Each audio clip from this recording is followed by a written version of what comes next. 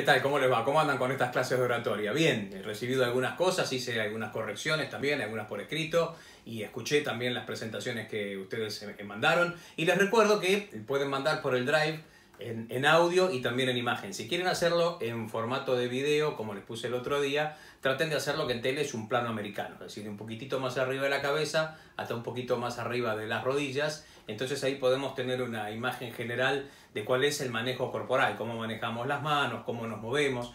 Por lo general, a veces cuando uno tiene que hacer ciertas presentaciones, el cuerpo empieza a adaptar posiciones un poco extrañas que no son las habituales. ¿Y por qué? Y básicamente por algo que tiene que ver con muchas de las preguntas que ustedes hicieron, con los nervios. Los nervios inciden mucho en el trabajo que hacemos cuando tenemos público en directo, pero también cuando tenemos público a través de una cámara, por ejemplo. Quizá pase un poquito menos con el micrófono, porque nos sentimos más amparados porque no nos ven, o porque podemos tener una ayuda a memoria, pero muchas veces los nervios nos juegan en contra. Inclusive, y muchos de ustedes lo mencionaron en los comentarios, y es habitual que pasen las clases, hay como un nerviosismo, como una desorientación en el momento previo a la presentación, es decir, cuando uno está trabajando, cuando uno está organizando el discurso. Porque, ¿qué voy a decir? No sé qué va a pasar. Yo recomiendo en estos casos hacer aquello que se llama la apropiación del tema.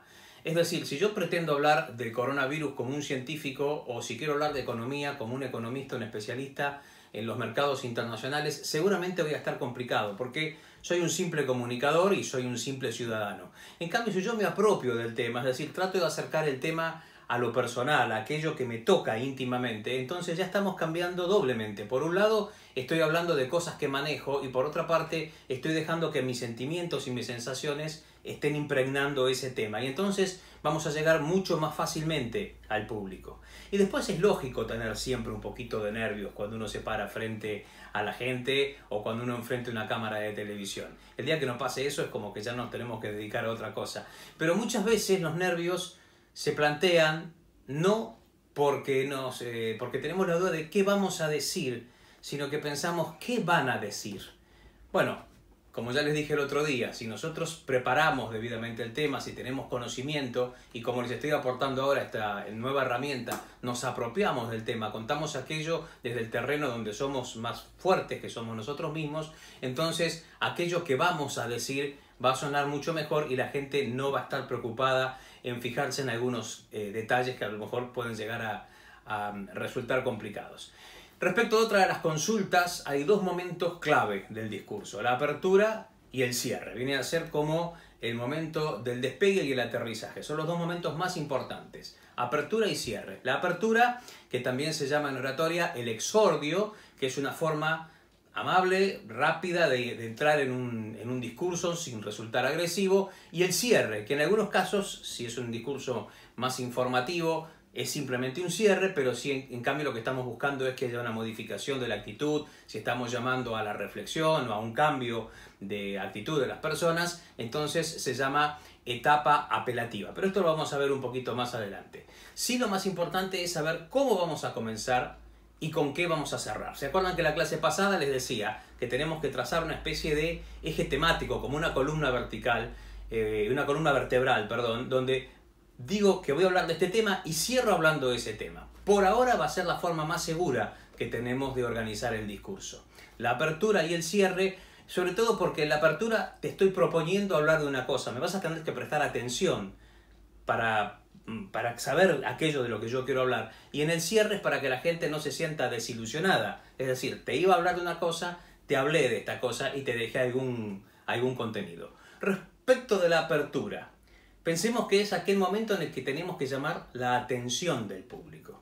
¿Cómo hacerlo? Si nos ponemos pomposos o si nos ponemos a dar algo parecido a una clase especial, estamos fritos. No funciona. Es decir, si yo les digo, hola, ¿cómo están? Les voy a hablar de los anteojos. Es muy probable que todas aquellas personas a las que no les interesen los anteojos dejen de prestarnos atención inmediatamente. En cambio, el comienzo tiene que proponer algo distinto. Puedo hablar, por ejemplo, de un personaje. El personaje siempre está en acción, hace cosas. El personaje es arquetípico. Un personaje representa a muchísimos. Entonces, a Juan le pasa tal cosa todos los días y luego Juan enfrenta tal circunstancia y es una forma de identificarnos con lo que nos pasa a nosotros y lo que le puede ocurrir a mucha gente del público. Podríamos comenzar también con una pregunta que sea llamativa. ¿Ustedes saben por qué en la Argentina se registraron tantos casos de coronavirus? Podemos empezar con una cifra. En la República Argentina más de $1 millón se pierden anualmente porque, es decir, encontrar una herramienta que de movida sea contundente. Como les decía hace unos instantes, empezar explicando aquello de lo que uno va a hablar, por lo general, lo afloja al comienzo del discurso. Tenemos que comenzar directamente prestando atención al tema y entrar con los tapones de punta, como diríamos si estuviéramos hablando de fútbol. Y luego el cierre, la conclusión, que es uno de los momentos más difíciles, porque muchas veces uno como orador dice, ahora ya empecé a hablar, ¿y ahora cómo cierro? Lo que les propongo es que, como vamos a conocer nuestro tema y como ustedes van a tener unos días para prepararlo, lo que hagamos es, anteriormente, plantearnos qué es lo que queremos decir de algo. ¿Estamos a favor? ¿Estamos en contra? ¿Nos gusta? ¿No nos gusta? ¿Lo recomendamos? ¿No lo recomendamos? ¿Tenemos una opinión formada o no la tenemos? Entonces, conociendo el final, es mucho más fácil elaborar el discurso desde el comienzo. Es decir, tener un final ya organizado y desde ahí empezar a desandar el camino para poder llegar a un comienzo. Empezar por el final sería un poco lo que les propongo. De este asunto quiero decir tal cosa. Muy bien, ahora investigaré todos los elementos, toda la información que pueda para poder estructurar un discurso que me llegue, que me haga llegar felizmente a este cierre. Algunas personas tienen problemas con el doble cierre, sienten que no dijeron todo. Bueno, por eso, tengan en claro cuál va a ser la frase del final, esa sí la pueden tener preparada, del mismo modo que pueden tener preparada la del comienzo, y una vez que la dijeron, ya está. No intenten un doble cierre porque entonces ahí es cuando el discurso otra vez se desmorona. Pero que por lo general el final tenga alguna cosa contundente, una convicción acerca de lo que estamos diciendo. Con respecto a memorizar algunos datos, yo lo que les digo es que no memoricen partes completas del discurso, a no ser el comienzo y el cierre, que no tiene por qué ser exactamente memorizado, sino tener un concepto de a dónde uno arranca y a dónde uno termina. Luego uno necesariamente va a memorizar algunos momentos más importantes, algunos nombres, algunos datos. Pero si hay otro material que de pronto se vuelve indispensable para que el público lo entienda bien, a nadie le molesta si uno baja un segundo la vista del público o de la cámara, mira en el papel o en el celular o en la tablet o lo que sea y luego sigue hablando. Les voy a contar lo que pasa en la Argentina respecto de este caso. Como dijo el escritor fulano, ¿ven? No molesta en lo más mínimo. Esto se puede hacer perfectamente. Lo que no hay que hacer es memorizar absolutamente todo el discurso, porque donde uno se pierda o donde uno se olvide de un pequeño dato, se les va a desbarrancar todo el trabajo y los nervios los van a consumir automáticamente. Luego recuerden los matices, la prosodia, esto es el ritmo, el volumen, la velocidad. Estas cosas son importantes para no caer en la monotonía. 2 minutos y medio de una persona hablando de manera monótona parece que hiciera un siglo que esa persona está hablando y hace que el público deje de prestarnos atención. Así que usen el punto. Cuando uno pone un punto, necesariamente la frase siguiente va a empezar con otra entonación. Por eso la clase pasada les hacía tanto hincapié en que trabajaran con la pausa, con el silencio. ¿Ven? Si hago un silencio, hay una melodía distinta. Y además, en algunos momentos la dejo picando, o que la gente diga, ¿qué pasó? ¿Por qué este silencio? ¿Qué es lo que me va a plantear esta persona?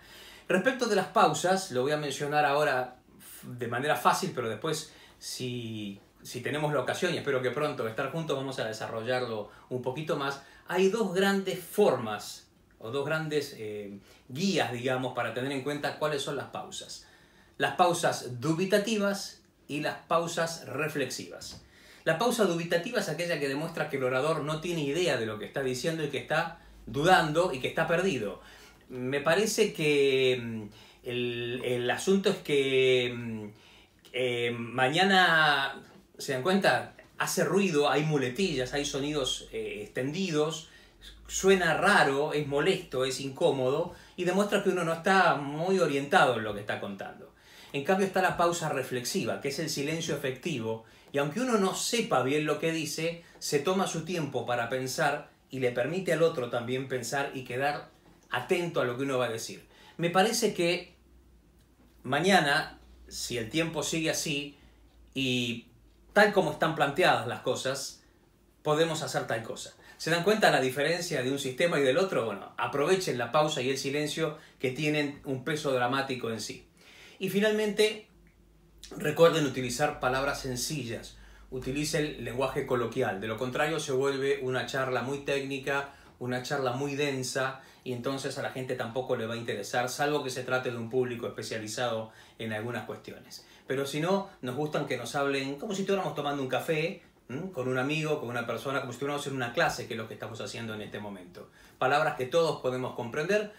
Muchos de ustedes que me han hecho llegar algunas cosas han hecho un muy buen uso de la palabra, y cosa que me alegra mucho, pero básicamente nosotros hablamos con gente que está esperando que nosotros les demos un contenido y que de una forma u otra considera que somos sus amigos. El oyente de radio o el televidente muchas veces nos prefiere y dedica un momento de su vida a seguirnos. Lo mismo pasa con aquellas personas que están en las redes sociales. El trato es como que con un amigo, y nosotros con los amigos no hablamos de una manera demasiado rebuscada. Una cosa es hablar y otra cosa es escribir. Por eso les digo que no está bien que uno escriba y después trate de decir en la voz hablada lo mismo que está escrito, porque los giros son absolutamente distintos.